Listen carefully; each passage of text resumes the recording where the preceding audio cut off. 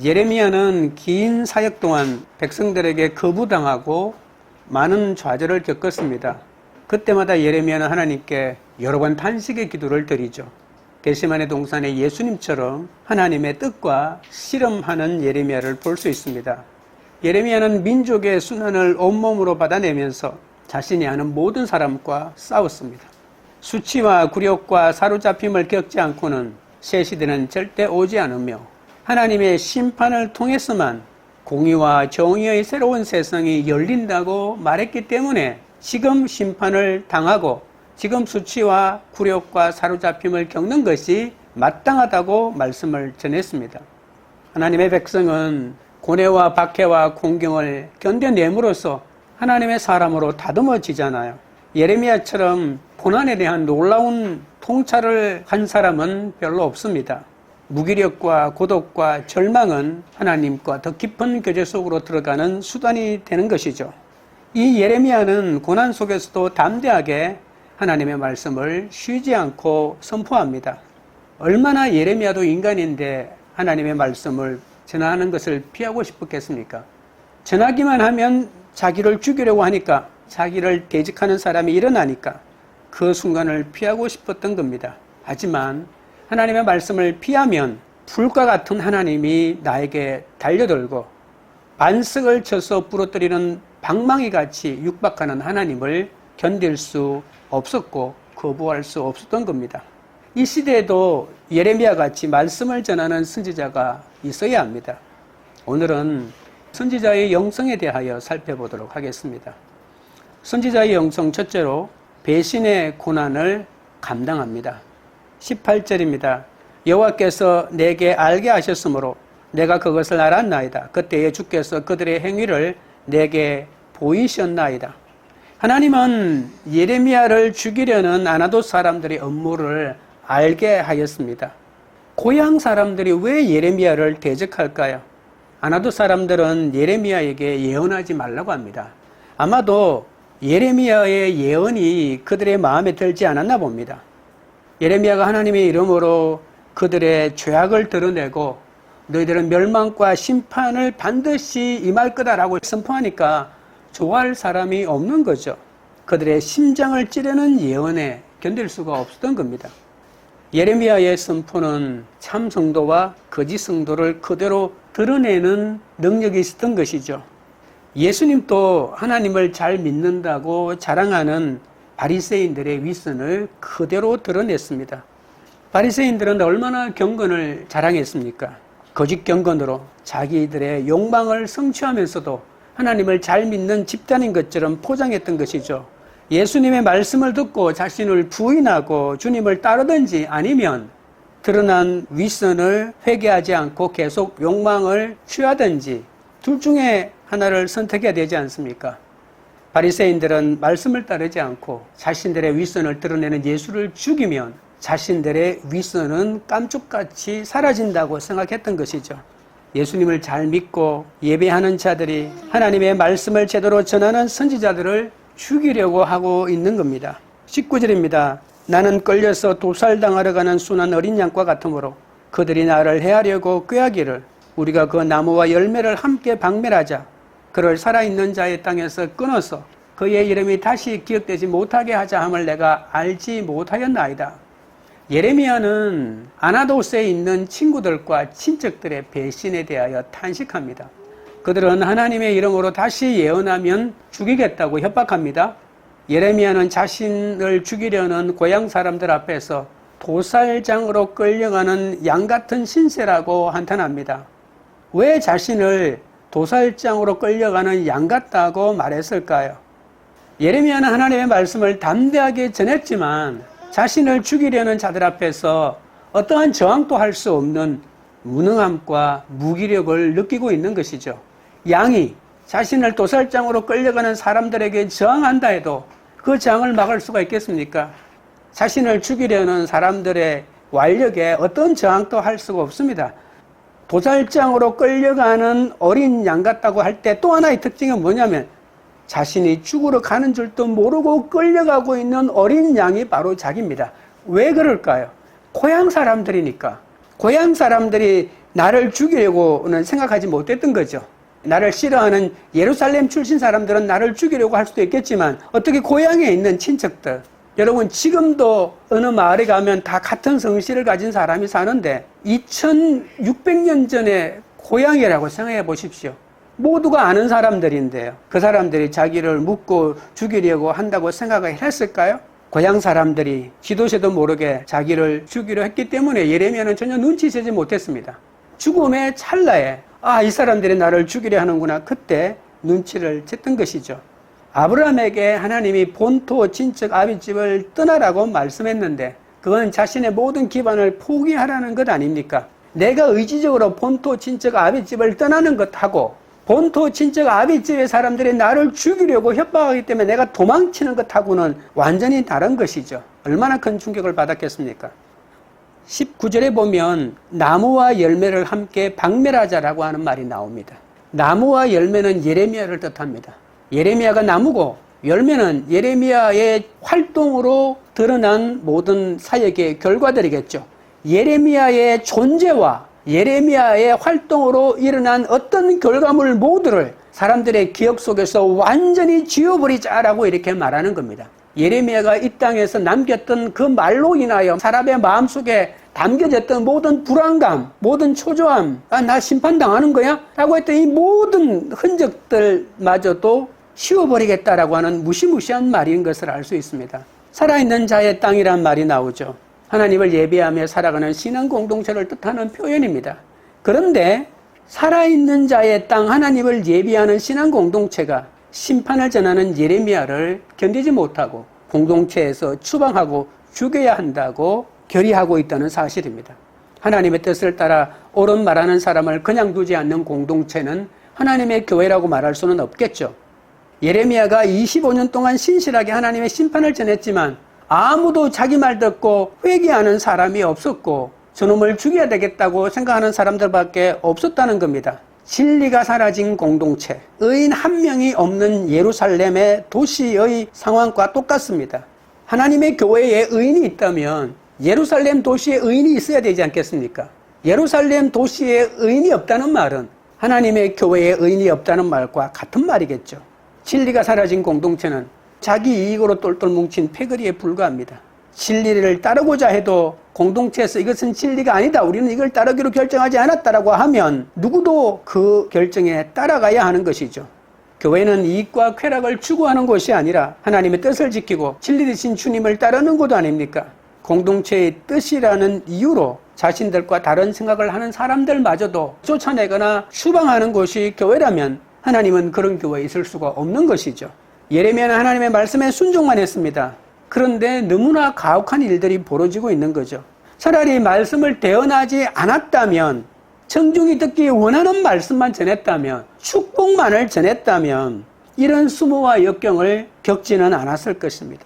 그래도 예레미야는 포기하지 않았습니다. 하나님을 의지하고 말씀을 전하는 것 외에 예레미야에게 다른 어떤 선택지도 없었던 것이죠.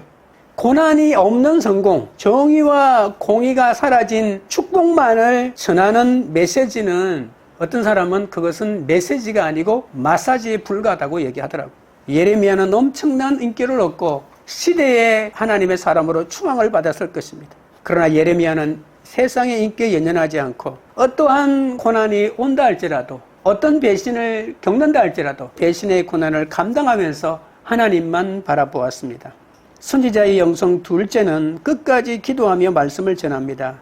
20절, 21절입니다. 공의로 판단하시며 사람의 마음을 감찰하시는 만군의 여호와여, 나의 원통함을 주께 아뢰었사오니 그들에게 대한 주의 보복을 내가 보리이다 하였더니 여호와께서 아나돗 사람들에 대하여 이와 같이 말씀하시되 그들이 내 생명을 빼앗으려고 찾아 이르기를 너는 여호와의 이름으로 예언하지 말라, 두렵건대 우리 손에 죽을까 하노라 하도다. 하나님은 사람의 심장을 들여다보고 계신 분이다 라고 말합니다. 내 원통함을 아뢰입니다 라고 했는데 이 원통함이라고 하는 말은 소송을 뜻합니다. 내가 하나님에게 소송을 제기합니다, 이런 뜻이겠죠. 예레미야는 자신의 억울한 사정을 하나님께 아뢰고 소송을 제기하여 하나님의 정의로운 재판을 받고 싶다. 내가 과연 하나님의 뜻대로 25년 동안 말씀을 전했는데 고향 사람들에게 마저도 이렇게 죽음의 협박을 당하며 쫓겨가는 것이 이게 과연 공의 하나님이 하실 일입니까? 라고 이렇게 하나님에게 문제를 제기하는 것이죠. 예레미야는 죄 없는 피해자이고 하나님은 의로운 재판관이고 아나돗 사람들은 불의하게 죄 없는 나를 죽이려고 하는 사람들이니 아나돗 사람들을 하나님이 어떻게 하실 것입니까? 라고 하는 것이죠. 예레미야는 불합리한 세상과 갈등하면서 의로우신 하나님이 다스리는 이 땅에 왜 악인들이 권력을 잡고 형통을 하고 하는 일마다 잘 되는지, 도대체 왜 그런지 지금 우리가 고민하고 있는 이 문제를 정식으로 제기하고 있는 것입니다. 힘없는 예레미야는 하나님께 도움을 구하는 것밖에 없는 것이죠. 아나돗 사람들은 끝으로는 하나님을 섬긴다고 하지만 실제로는 우상을 숭배하는 자들입니다. 아나돗은 예루살렘 성전에서 밀려난 아비아달, 다윗 시대 때 대제사장을 역임했던 아비아달이 솔로몬이 왕이 되는 과정에서 솔로몬을 밀지 않고 다른 사람을 밀었다가 솔로몬이 왕이 되고 솔로몬에 의해서 고향으로 아나돗이라고 하는 곳에 쫓겨가서 거기에 평생을 살았죠. 몰락한 제사장 가문들이 살고 있는 곳이 바로 아나돗이었습니다. 예루살렘 중심의 신앙과 신학을 거부하는 정서가 있다고 했죠. 그럼에도 불구하고 예레미야의 선포가 너무나도 급진적이기 때문에 예루살렘 성전을 거부하는 것은 어느 정도 일리는 있지만 예루살렘 성전은 하나님의 성전이 아니다, 거짓말을 믿지 말라라고 이렇게 너무 과격하게 선포하니까 아나돗 사람들마저 예레미야의 선포를 받아들일 수가 없었던 것이죠. 그러나 예레미야는 멋대로 말씀을 전한 것이 아닙니다. 하나님이 주신 말씀을 그대로 전한 거죠. 하나님께서 예레미야를 부르실 때 당신의 손을 예레미야의 입에 대면서 내 말을 내 입에 넣어두겠다라고 말했죠. 왜냐하면 예레미야가 나는 어린아이이기 때문에 말씀을 전할 줄 모른다고 하니까 나를 아노키, 너는 어린아이라고 말하지 말라, 내가 말씀을 넣어줄 테니까 그것만 말해라고 했잖아요. 그래서 그 말에 순종하여 예레미야는 하나님의 말씀을 그대로 전한 것이죠. 1장 10절에 보면 내가 오늘 너를 여러 나라와 여러 왕국 위에 세워 내가 그것들을 뽑고 파멸하고 넘어뜨리고 건설하고 심게 하였느니라고 말했던 거죠. 하나님의 말씀에 순종한 것밖에 없는 예레미야에게 너무나도 깊고 넓은 고난이 그에게 다가온 것입니다. 그런데도 예레미야는 그 복수를 내가 직접 감행하지 않겠다고 말하고 오직 하나님의 정의로우심에 맡기고 의지하겠다고 말합니다. 20절 뒷부분에 보십시오. 주의 보복을 내가 보리이다. 내가 보복하겠다가 아니고 주의 보복을 내가 보겠다고 말하지 않습니까? 하나님의 손에 맡긴다고 하는 이 표현, 기도하겠다는 것이겠죠. 자신의 분노와 정오를 기도로 승화시키고 있는 모습을 알 수 있습니다. 어떤 고난이 와도 내가 직접 복수하지 않고 하나님의 손에 맡기고 기도하고 기다리겠다는 예레미야의 영성을 볼 수가 있습니다. 22절 23절입니다. 그러므로 만군의 여호와께서 이와 같이 말씀하시니라. 보라, 내가 그들을 벌하리니 청년들은 칼에 죽으며 자녀들은 기근에 죽고 남은 자가 없으리라. 내가 아나돗 사람에게 재앙을 내리리니 곧 그들을 벌할 해이니라. 하나님은 예레미야에게 그래, 내 말이 맞다, 내가 그놈들을 그냥 두지 않겠다, 그러니 너는 두려워하지 말라고 말하고 있습니다. 고난과 핍박이 따르는 고독한 삶이라도 하나님의 심판을 기다리며 살아야 하는 이유가 여기에 있는 것이죠. 고독하고 괴로운 일과 가까운 사람에게 수모를 당해도 예레미야는 하나님께서 주신 말씀을 멈출 수가 없었습니다. 그런데 오늘 본문을 잘 보시면 예레미야는 자신에게 임하는 모든 고난과 수모가 멈춰진 것이 아니고 너를 그렇게 만든 아나돗 사람을 하나님은 심판하겠다고는 말했지 너는 이제 더 이상 고생할 필요가 없다, 이런 말을 하지 않습니다. 아나돗 사람들만 예레미야를 반대했습니까? 또 다른 마을, 수많은 마을 사람들이 일어나서 예레미야를 죽이려고 합니다. 그러니 예레미야의 숙명입니다. 끝까지 자기를 죽이려고 하는 사람 하나님은 막아주겠지만 그러나 또 다른 사람이 자기를 죽이겠다고 덤벼들더라도 하나님의 말씀을 전하는 일을 멈출 수가 없는 것이죠. 예수님이 나사렛에서도 배척당하신 이야기를 알고 있죠. 예수님은 자신을 죽이려는 고향 사람들의 배척을 당하고도 그 말씀을 멈추지 않았던 겁니다. 예수님은 바리새인들과 갈등을 겪지 않고 뱀 같은 처세술로 자신의 세력을 규합하고 한평생 편하게 살 수 있었을 것입니다. 그러나 예수님은 스스로 극심한 환난을 피하려고 하지 않고 오히려 하나님의 말씀을 더 담대하게 전하고 예수님의 말씀보다 급진적인 말씀이 어디 있습니까? 예수님도 채찍으로 성전에 있는 사람들을 쫓아내면서 이 성전을 헐라고 말하지 않습니까? 내가 3일 동안에 다시 세우겠다고. 예레미야보다도 더 급진적인 말씀을 전한 것이 예수님 아니겠습니까? 그러니 예수님은 사로잡혀서 공에 넘겨지고 채찍을 당하고 십자가에 달려서 죽을 수밖에 없었던 것이죠. 모든 사람과 잘 지내고 아무하고도 원수를 맺지 않는 것이 지혜로운 삶이야 라고 말하지만 예수님은 그렇게 말하지 않고 그것은 기회주의에 불과하고 세상과 짝하는 것이라고 말하고 있는 것입니다. 안식일에 병자를 고치지 않았다면 예수님은 바리새인들과 그렇게 극심한 갈등을 일으키지 않았을 것입니다. 그 다음날 고쳐도 되잖아요. 그런데 예수님은 안식일 날 바로 고칩니다. 왜? 어리석게 기다렸다가 안식일 땡 지나면 고치지. 예수님은 1시간이라도 더 고통스러워하는 그 사람을 그냥 두고 볼 수 없었던 것이죠. 그래서 바로 고쳐주신 것이죠. 그럼으로써 바리새인들과 더 대결의 국면을 만들어갈 수밖에 없었던 것입니다. 예수님은 세리와 죄인과 창기와 함께 잘 어울렸죠. 어울리지 말라는 사람하고 안 어울리면 되잖아요. 좀 참지. 그런데 예수님은 어울렸습니다. 그들과 함께 밥 먹고 그들과 함께 지내면서 늘 그들을 보살펴주고 보듬어 주었던 겁니다. 감당할 수 없는 고난도 내가 예수님께 기도하면 그 고난은 하나님의 버리심이 아니라 하나님의 돌보심이 된다는 것을 우리에게 직접 보여주신 분이 바로 하나님이십니다. 하나님은 바리새인들의 윗선을 드러내는 것이 하나님의 뜻대로 사역하는 길이라고 생각했던 것이고 자신의 십자가의 달림으로 세상의 불합리한 이 구조를 뒤엎을 수 있다고 생각했던 것입니다. 하나님의 부재가 만들어내는 고난은 저주겠죠. 하나님이 없기 때문에 나에게 고난이 임했다. 그러나 하나님이 나와 함께 하시기 때문에 임한 고난은 나로 하여금 기도하게 하는 거죠. 하나님이 주시는 말씀에 순종해서 나에게 임하는 고통은 고통이 아닙니다. 그건 하나님의 임재요, 축복입니다. 그러나 우리가 놓치지 말아야 되는 것은 하나님이 나와 함께 하시기 때문에 하나님이 나에게 주신 사명을 순종함으로 내게 고난이 올 때 내가 해야 될 일은 기도밖에 없는 것이죠. 죽음의 위협 앞에서도 기도하면 그 속에서도 내가 감사할 것이 있고 감당할 수 있는 힘을 얻게 되고 하나님의 위로를 얻게 되고 하나님의 뜻을 비로소 깨닫게 된다는 사실을 명심하셔야 됩니다. 그래서 선지자의 영성에게 없어서는 안 될 가장 중요한 조건은 기도하면서 끝까지 말씀을 전하는 것입니다. 셋째로 선지자의 영성은 더 큰 사명으로 나아갑니다. 12장 1절 2절입니다. 여호와여 내가 주와 변론할 때는 주께서 의로우시도다. 그러나 내가 주께 질문하옵나니 악한 자의 길이 형통하며 반역한 자가 다 평안하면 무슨 까닭이니까. 주께서 그들을 심으심으로 그들이 뿌리가 박히고 장성하여 열매를 맺었거늘 그들의 입은 주께 가까우나 그들의 마음은 머니이다. 12장 1절 2절은 우리의 생각을 대변해 주는 그런 말이기도 하죠. 예레미야는 하나님의 응답을 들었습니다. 내가 아나도 사람들 심판해 줄게. 하나님은 의로우신 재판관이시기 때문에 더 따져 묻고 싶은 것이 있었죠.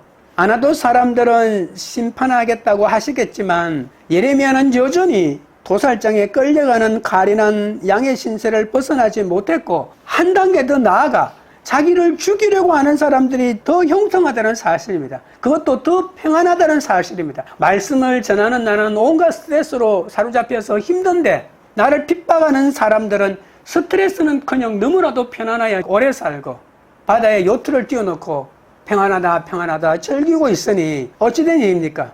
그걸 보고 고난당하는 예수 믿는 나를 보고 난 예수 믿을 마음 없네. 예수 안 믿고 평안한 사람들 보니까 나도 예수 안 믿고 요트 위에서 쉬고 싶네 라고 생각한다는 사실 아니겠습니까? 예레미야는 이렇게 말합니다. 오히려 하나님이 악을 행하는 자들을 심으시고 장성하여 열매를 맺도록 도와주시고 있다. 2절을 보십시오. 주께서 그들을 심으심으로. 아니 나를 심어야지. 왜 악인들을 주님이 심으시고 그 심겨진 악인들이 뿌리가 잘 박히고 장성하고 열매를 맺도록 왜 도와주십니까? 나처럼 내버려 두시지. 그러니까 예레미야가 우리가 궁금해하고 있는 이런 질문들을 하나님에게 던지는 것입니다. 하나님이 의인과 악인도 구별하지 못하시다니. 하나님, 저 사람 의인인 줄 알았죠? 내 눈에도 악인인 줄 아는데 어찌 하나님이 의인과 악인도 분별하지 못합니까? 2절 뒷부분에 그들의 입은 죽게 가깝지만 입은 하나님을 찬양하고 무조건 입만 열면 하나님을 노래하고 입만 열면 찬송하고 입만 열면 하나님 어쩌고 저쩌고 하지만 그들의 마음은 하나님을 저주하고 있습니다. 하나님이 속았군요. 나도 아는데 하나님이 어떻게 속으실 수가 있습니까? 이렇게 말하는 겁니다. 입으로는 늘 하나님을 내세우지만 마음의 중심은 하나님을 멀리하고 있는 저들의 실제를 하나님이 진짜 몰라서 그러십니까? 라고 말하는 거죠. 인간인 예레미야가 보아도 끝으로는 경건한 체 하면서 본심은 그렇지 않는 입술만 경건한 사람이라는 것을 대번에 아는데 인간의 중심을 꿰뚫어 보시는 하나님이 경건의 가면을 쓰고 있는 악인의 본 모습을 모르신다니 이러실 수가 있습니까? 라고 항변합니다. 3절 4절입니다. 여호와여 주께서 나를 아시고 나를 보시며 내 마음이 주를 향하여 어떠함을 감찰하시오니 양을 잡으려고 끌어낸 것 같이 그들을 끌어내시되 죽일 날을 위하여 그들을 구별하옵소서. 언제까지 이 땅이 슬퍼하여 온 지방의 채소가 사르리이까? 짐승과 새들도 멸절하게 되었사오니 이는 이 땅 주민이 악하여 스스로 말하기를 그가 우리의 나중 일을 보지 못하리라 함이니이다. 예레미야의 눈에 처벌받아 마땅한 악한 자들은 처벌당하지 않고 오히려 하나님의 부름을 받아 충실한 종으로 애쓰는 나는 고향 아나돗 사람들의 협박에 시달리고 있다는 것입니다. 예레미야는 드릴 수 있는 기도는 하나밖에 없었습니다. 저 사람들을 오히려 도살장에 끌려가는 양처럼 처단해 달라고 또다시 간청하고 있는 것이죠.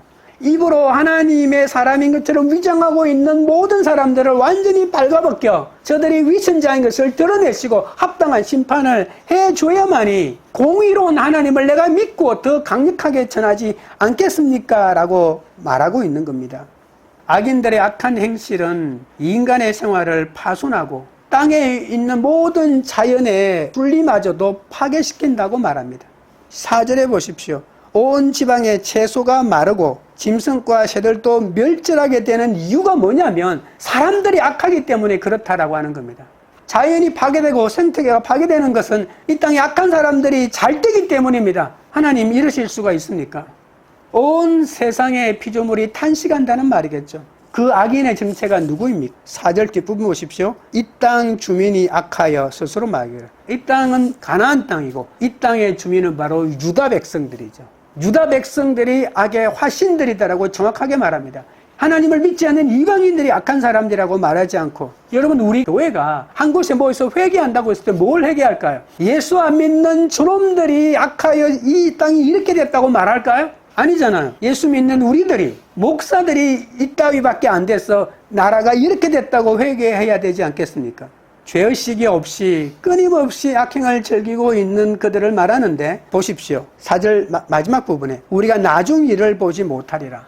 이 말은 무슨 말이냐면 어떤 악을 저질러도 우리는 심판 안 당해 이 말입니다. 하나님이 심판을 제대로 안 해주니까 악한 사람들이 간이 배 밖에 나와서 악을 저지르고 있다 이 말이죠. 악한 사람들은 하나님이 대분에 천둥을 치거나 벼락을 쳐가지고 그 사람들에게 하나님이 살아있음을 보이고 악에 대하여 즉각 심판을 행하면 어때 이 땅에 악한 사람들이 덕실 그리겠습니까? 라고 말하고 있는 것이죠.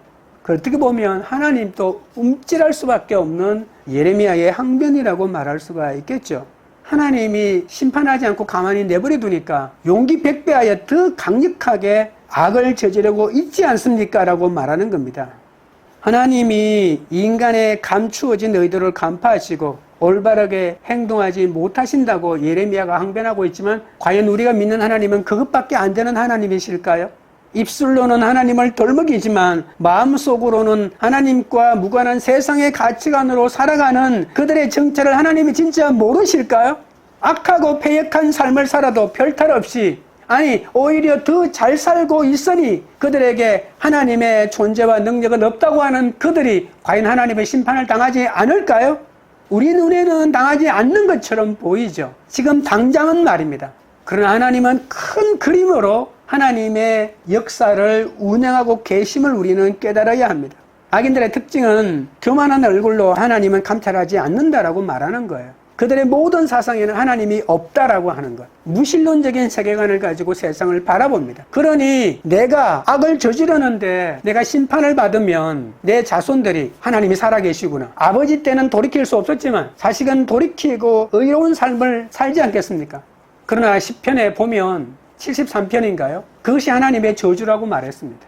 하나님은 악한 사람들을 심판할 때 자식들도 영원한 심판으로 가기 위해서 아버지가 악을 저질러도 어떠한 심판이 없는 것처럼 아들이 깨닫게 만들어준다고 하는 겁니다. 얼마나 무시무시한 말입니까?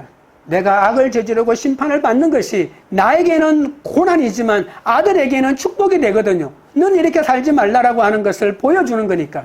그런데 악을 저지르고 아버지가 살고 나한테 수많은 유산을 물려주고도 아무 혜택도 받지 않고 평안히 세상을 돌아가시면 아들은 하나님은 없는가 보다. 나도 아버지처럼 악을 저지르고 살리라 라고 하여 그 아들도 망하고 그 손자도 망하고 대대손손 망하는 것이 하나님의 큰 그림이라고 하는 무서운 말씀입니다. 예레미야는 하나님이 악인에 형통하도록 방치하시는 통치 방식을 이해하지 못한다고 말하고 있습니다. 그러나 하나님의 생각과 사람의 생각은 다르다고 하나님이 분명한 이사야에서 말씀하셨습니다. 인간은 하나님에 대하여 아는 것보다 모르는 것이 훨씬 더 많습니다. 신앙은 끝까지 하나님에 대해서 배워가는 겁니다. 내가 몰랐던 하나님을 배워가는 거죠. 하나님을 가장 많이 알고 있는 그 예수 그리스도가 도달하신 장성한 분량에 이르도록 우리에게 끊임없이 수고하고 애쓰라고 에베소서 4장에 말씀하고 계십니다. 우리는 겸손히 그리스도가 하나님을 아는 것만큼 우리도 알도록 끊임없이 자라가야 합니다. 하나님의 아들을 믿는 것과 아는 일에 하나가 되어 온전한 사람이 되어 그리스도의 장성한 분량이 충만한 데까지 이를 때 우리는 비로소 사람의 속임수나 간사한 유혹에 빠져서 온갖 교훈의 풍조에 밀려 요동하는 일이 비로소 없게 되는 것이죠. 5절입니다. 만일 내가 보행자와 함께 달려도 피곤하면 어찌 능히 말과 경주하겠느냐. 내가 평안한 땅에서는 무사하려니와 요단 강물이 넘칠 때에는 어찌하겠는가. 여러분 이거 그냥 들으면 이게 무슨 말인지 도무지 알 수 없습니다.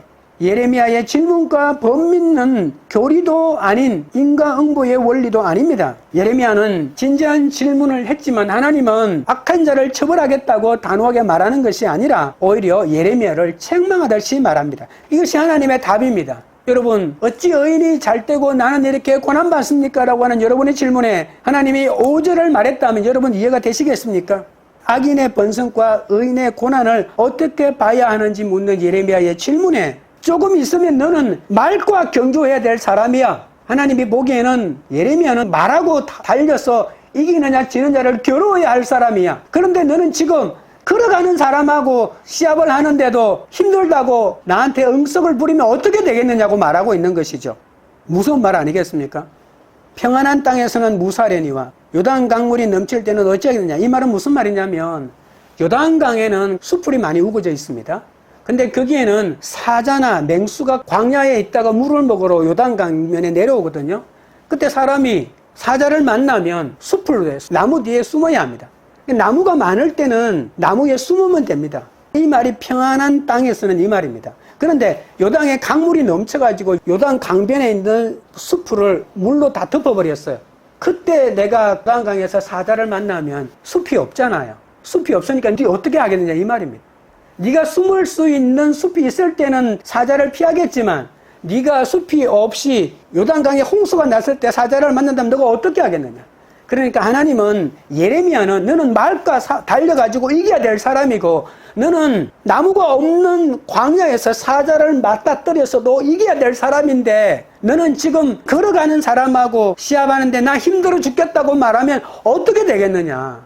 숨을 데가 많은데도 사자가 나타났다고 징징대는 게 너 어떻게 되겠냐. 넌 더 큰 일을 할 사람이야. 더 큰 사명을 감당해야 될 사람이야. 그런데 이 작은 일을 가지고 징징거리고 있으니 너 그래서는 안 돼라고 이렇게 단호하게 말하는 겁니다. 어린 아이들은 우리는 달래는 방법이 있죠. 먹을 거 하나 더 주면서 그의 눈물을 그치게 만들 수도 있겠지만 장성한 사람이 말처럼 싸워서 달려갈 힘이 있는 사람이 걸어가는 사람하고도 난 움직이기도 싫다고 이렇게 핑계대고 있으면 하나님이 어떻게 하겠습니까? 너 말하고 달려서 이겨야 될 사람이야. 너 큰 사명으로 나아가야 될 사람이 지금 하나도 사람들이 죽이겠다고 죽음의 위협을 했다고 그렇게 무서워하면 되겠냐고 소리치고 있는 겁니다. 베드로전서 4장 12절 13절에 사랑하는 자들아 너희를 연단하려고 오는 불시험을 이상한 일 당하는 것처럼 이상히 여기지 말고 오히려 너희가 그리스도의 고난에 참여하는 것으로 즐거워하라. 이는 그의 영광을 나타나실 때 너희로 즐거워하고 기뻐하게 하려 함이니라. 조금 힘든 일이 있다고 힘들어 죽겠다고 이렇게 하면 세상 사람하고 다를 것이 하나도 없죠. 우리는 사명을 향하여 나아가는 자이기 때문에 내가 당하는 모든 고난은 그리스도의 고난에 참여하는 것이다. 그렇게 생각하고 남편하고 살기 힘들고 자식하고 살기 힘들고 직장의 사람들하고 대면하기 힘들고 나에게 잘났다고 사랑하는 친척들을 대하기가 힘들어도 우리는 더 큰 사명으로 나아가야 될 사람이거든요. 우리가 내 친척보다 돈 더 많이 모으는 사람이 내 사명이 아니잖아요. 그 사람들을 돈으로 꼼짝 못하게 만드는 것이 내 비전이 아니잖아요. 그렇기 때문에 내게 당하는 고난을 무서워하지 말라고 말합니다. 예레미야가 선지자의 사명을 감당하려면 감당할 수 없는 더 큰 고난이 파도처럼 밀려오는데 벌써 죽겠다고 죽이겠다고 협박하고 세상 사람들이 잘 되는 것을 보고 실망한다면 예레미야에게 하나님이 기대하는 더 큰 사명은 이룰 수가 없을 것입니다. 선지자가 앞으로 감당해야 할 고통은 지금과는 비교할 수 없다는 하나님의 말씀이겠죠. 너 지금 힘들어?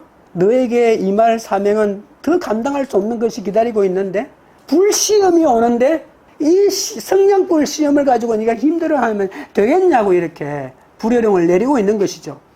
더 큰 위협과 더 큰 재난에 대처하기 위해서 너는 용기 백배하고 나를 더욱더 의지하고 나만 바라봐야 돼라고 말하고 있는 것입니다. 왜 악한 사람이 형통한지의 문제보다 하나님의 사명에 순종하는 것이 더 중요해. 아무리 형통해도 그거 바라보지 마. 그거 중요한 게 아니야. 그거 내가 다 알아서 할게.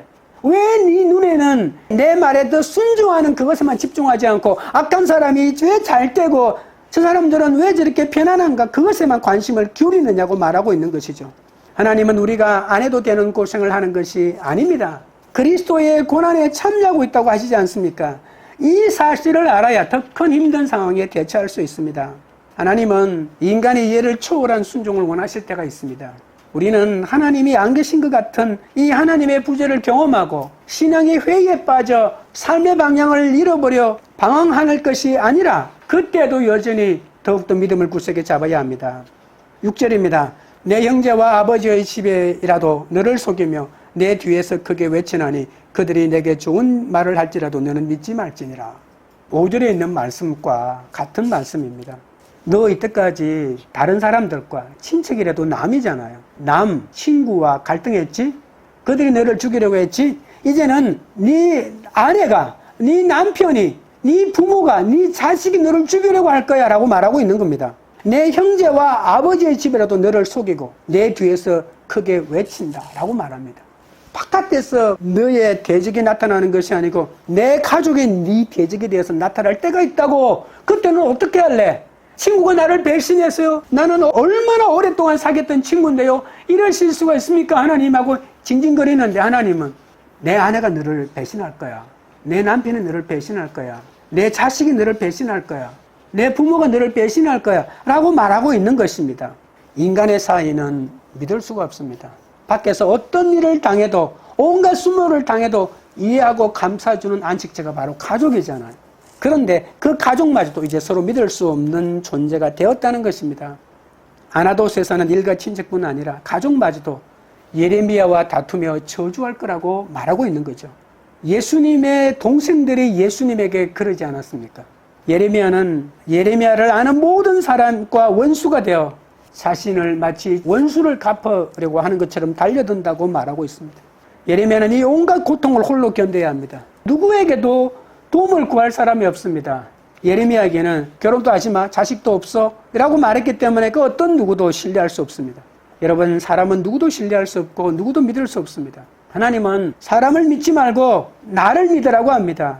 아브라함을 물리적인 고향 친척 아비집을 떠났지만 예레미야는 고향이라는 자연의 보호막이 아닌 모든 이 혈연의 보호막마저도 완전히 떠나고 하나님의 보호막만으로 살아가라고 말합니다. 하나님 앞에 홀로 서서 하나님의 은혜로만 살아가는 예레미야, 그는 하나님만 바라보는 존재가 될 것입니다.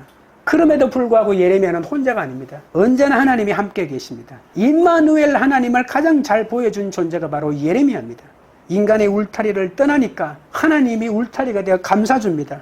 예레미야의 절대 고독 속에 홀로 있는 것 같으면서도 하나님이 언제나 그와 함께 계신 것이죠.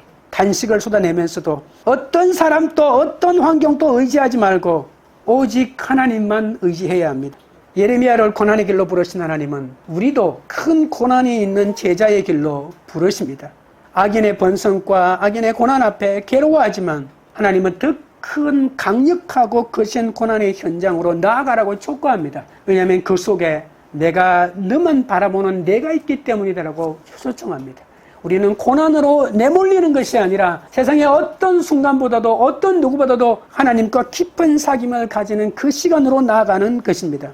고난의 미래를 직시하고 하나님의 인도하심을 따라 사명의 길로 나가는 것이 고난을 이기는 신앙임을 명심하고 이것이 선지자의 영성임을 깨달아야 합니다.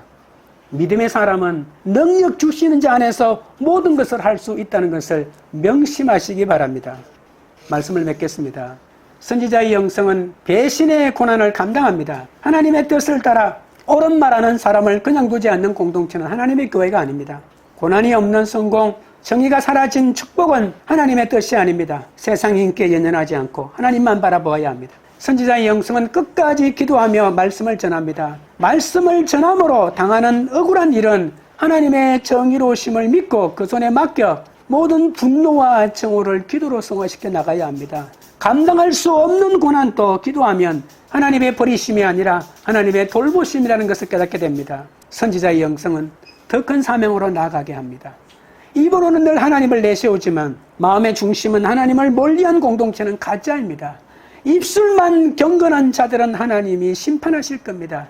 예수 그리스도가 도달하신 장성한 분량까지 이르도록 겸손히 평생을 배우며 인간의 이해를 초월한 순종으로 하나님의 사명을 감당하시는 여러분 되시길 주님의 이름으로 축원드립니다.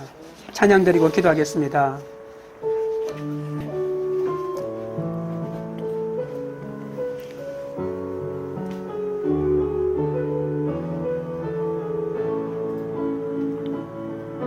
나 주님의 길을 가리라. 하늘의 부르심 따라서 주님의 얼굴을 구할 때 거룩한 성령이 마시네. 물과 피를 쏟으신 하나님의 어린 양 주님 사랑합니다. 오 주여 나를 보내소서. 주 위에 살리라. 주 따라가리라. 내 생명 다하여 주 복음 전하리. 곧 승리하리라. 그날은 오리라. 난 결코 돌아서지 않으리. 나 주님의 길을 가리라. 하늘의 부르심 따라서 주님의 얼굴을 구할 때 거룩한 성령이 마시네. 물과 피를 쏟으신 하나님의 어린 양 주님 사랑합니다. 오 주여 나를 보내소서. 주 위에 살리라. 주 따라가리라. 내 생명 다하여 주 복음 전하리. 곧 승리하리라. 그날은 오리라. 난 결코 돌아서지 않으리. 주 위에 살리라. 주 위에 살리라. 주 따라가리라. 내 생명 다하여 주 복음 전하리. 곧 승리하리라. 그날은 오리라. 난 결코 돌아서지 않으리. 주 위에 살리라 주 따라가리라 내 생명 다하여 주 복음 전하리 곧 승리하리라 그날은 오리라 난 결코 돌아서지 않으리.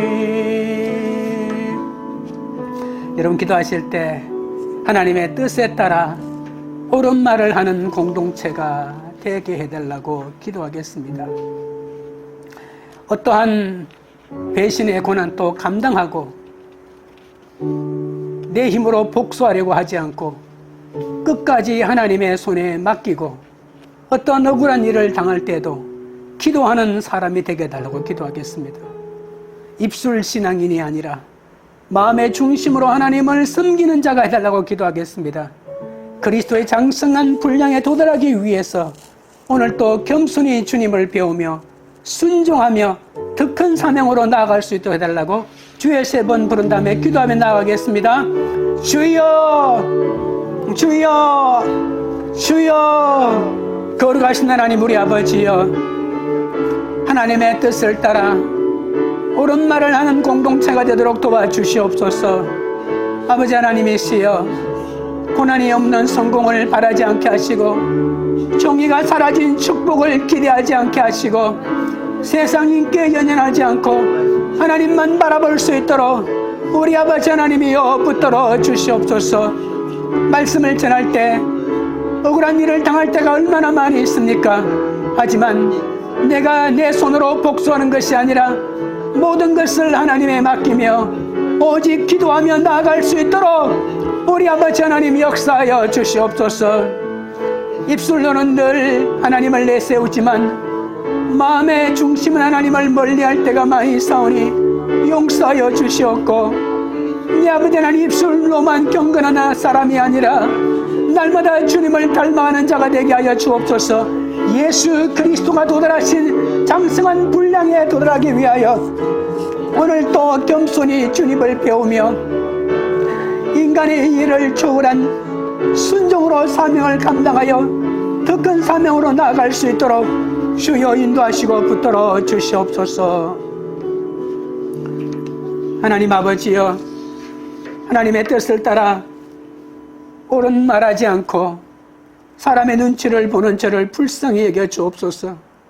고난이 없는 성공을 말하고 정의가 없는 축복만을 선포했던 저를 용서하여 주시옵소서.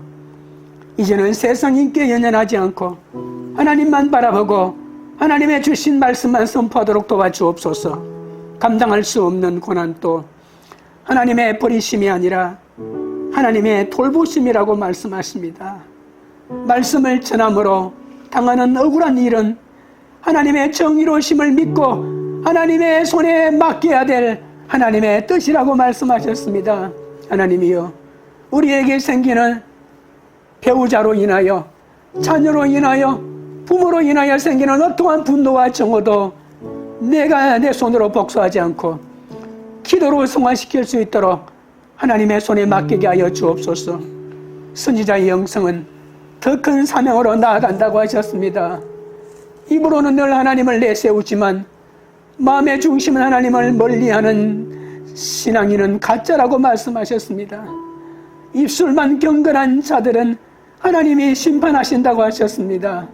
예수 그리스도가 도달하신 그 장성한 분량에 이르러 하나님을 온전히 알 때까지 겸손히 배우며 인간의 이해를 초월한 순종을 명하실 때에도 끝까지 사명을 감당하는 하나님의 사람이 되게 하여 주옵소서. 예레미야를 고난의 길로 부르신 하나님은 우리도 더 큰 고난이 있는 제자의 길로 불러주셨습니다. 고난의 미래를 직시하고 하나님의 인도하심을 따라 더 큰 사명으로 나아갈 수 있는 그런 하나님의 사람이 되도록 도와주옵소서. 광교리들 교회가 배신의 고난을 감당하는 교회가 되기 원합니다. 끝까지 기도하며 말씀을 전하는 공동체가 되기 원합니다. 지금의 고난을 딛고 더 큰 사명으로 나아가는 그런 공동체가 되어 열방을 하나님께 올리는 그런 교회가 되기를 원하옵나이다. 예수님의 이름으로 기도합니다. 아멘.